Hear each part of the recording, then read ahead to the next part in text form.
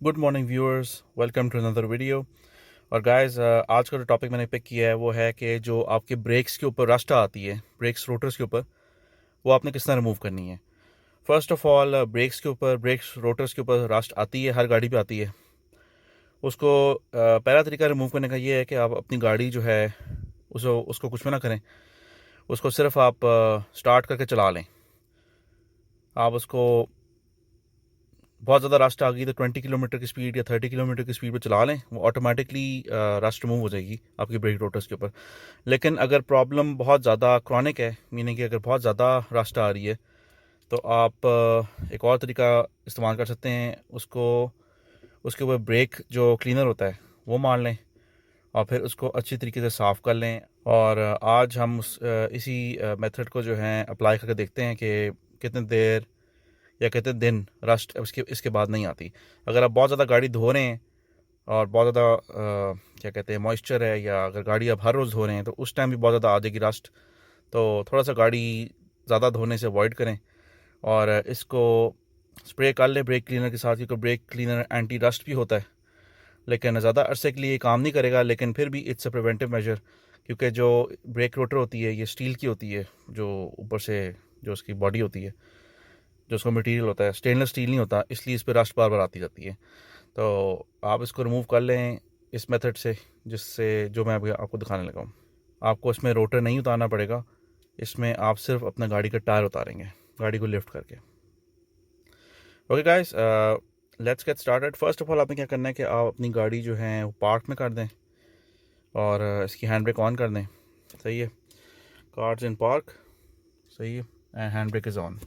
अच्छा जी guys, this is what brake rust looks like, या brake rotor rust looks like. आप देख सकते हैं ये रस्ट लगी हुई सारी इसको, सही है, और ये ऊपर ही इसके लगी हुई है, लेकिन ये बार बार आ रही है, ज़्यादा फ्रीक्वेंटली आना शुरू हो गई है। गाड़ी को मैं तो धो नहीं रहा, एवरी सेकंड थर्ड डे गाड़ी धुल रही है, लेकिन ये ज़्यादा आ रही है। तो अब हम इसको ब्रेक क्लीनर इस पर स्प्रे करके तो इसको रिमूव करेंगे। फर्स्ट ऑफ ऑल आपको टायर रिमूव करना पड़ेगा, आपको इन बोल्ट से खोलना पड़ेगा और आपको टायर रिमूव करना पड़ेगा, ठीक है। इस प्रोसीजर के लिए आपको कुछ टूल्स की ज़रूरत पड़ेगी। उसमें से एक है जैक आपका, सही है, दूसरा है आपका जो टायर नट जो खोलने वाला टूल है। कोई भी ग्लव्स आप ले लें, प्रोटेक्शन के लिए रबर ग्लव्स बेहतर होते हैं। और ब्रेक क्लीनर कोई भी आप यूज़ कर लें।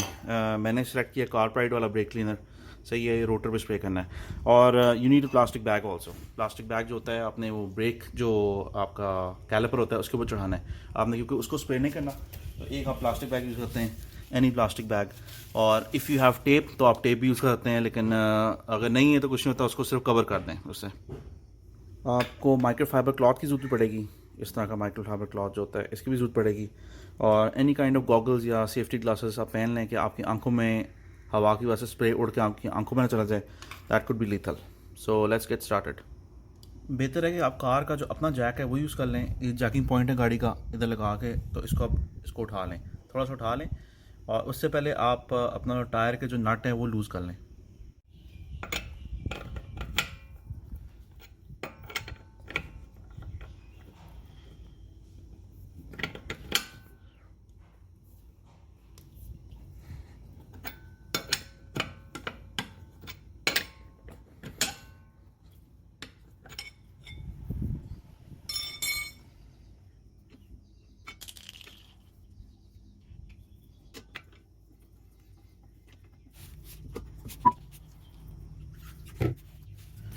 अब ये देख लें, इसमें रस्ट काफ़ी लगी हुई है, रोटर पे भी, इवन इस एरिया पे भी रस्ट लगी हुई है इसके।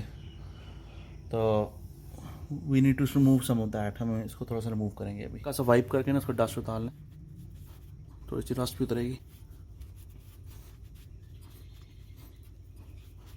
अगले स्टेप के लिए मेक श्योर आपकी हैंड ब्रेक लगी हुई है।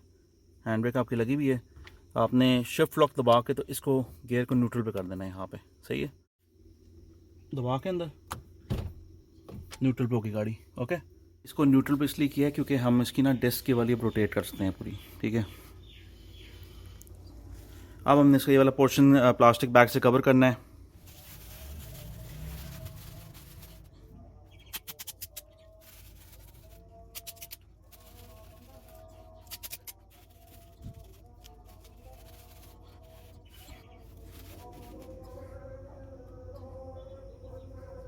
इसको हमने कवर कर दी यहाँ से ब्रेक पैड इसका, और इसके नीचे अखबार भी रख दी कि नीचे अगर कोई रेजिड्यू गिरता है इसका तो ज़मीन में ना गिरे, क्योंकि इट्स एक्चुअली हार्मफुल।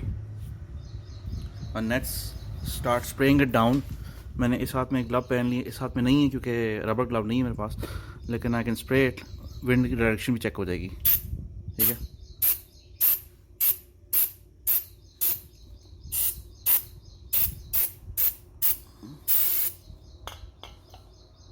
इसको ड्रिप करने दे पहले, और फिर वो आपके ऐसे सामने सूखता जाएगा। उसको फिर मोड़ें इस तरह,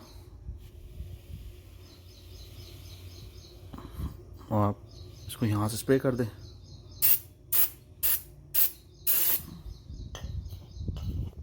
और जैसे ही स्प्रे करते हैं उसके बाद उसको वाइप करें ऊपर से। ज़्यादा रस्ट रिमूव नहीं होगा इस तरह, लेकिन इससे ये होगा कि इस पर एक लेयर आ जाएगी।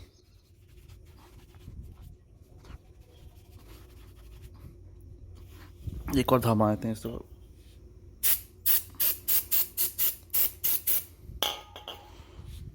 मार के इसको वाइप कर दें ऊपर से।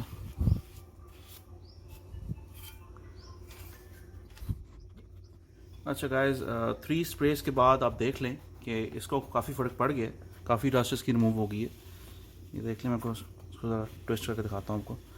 ये देखें, काफ़ी रस्ट रिमूव हो गई है, लेकिन 100% रिमूव नहीं होगी, बिकॉज ये सरफेस ऐसा है, इसको आपको टूल शूल मारना पड़ेगा, उसके ऊपर से फिर रिमूव होती है। उसके बाद आपको कोटिंग करनी पड़ती है, लेकिन ये इजी मेथड अगर आप घर में करना चाहते हो खुद। And I am not an expert, I am not a mechanic, so अगर आपने ये प्रोफेशनली करवाना है तो मैकेनिक से करवा लें, लेकिन अगर आपने घर में करना है तो इस तरह कर लें। तो अभी मैं आपको जूम इन करके भी दिखाता हूँ।